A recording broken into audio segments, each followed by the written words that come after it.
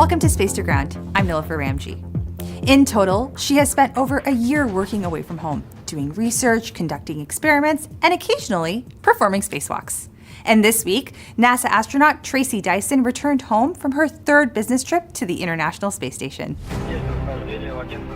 Dyson, alongside Roscosmos cosmonauts Nikolai Chub and Oleg Kononenko, undocked from the International Space Station's pre-chill module aboard the Soyuz MS-25 spacecraft on Monday, September 23rd.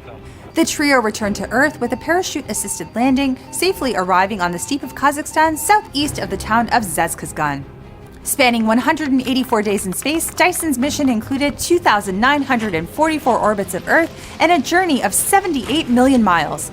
Dyson spent her third spaceflight aboard the space station as an Expedition 70 and 71 flight engineer and departs with Kononenko completing his fifth flight into space and accruing a record of 1,111 days in orbit, and Chub, who completed his first spaceflight.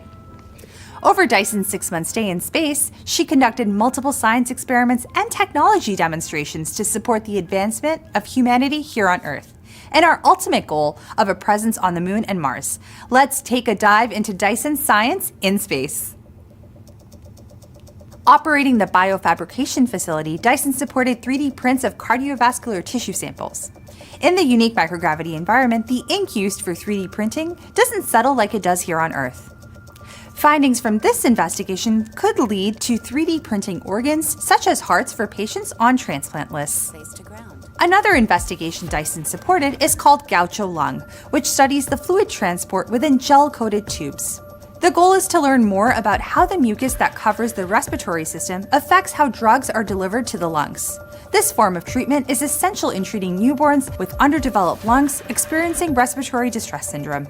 Results could support development of new strategies for administering respiratory treatments and for preventing the contamination of tubing used for liquid flows in healthcare and the food industry.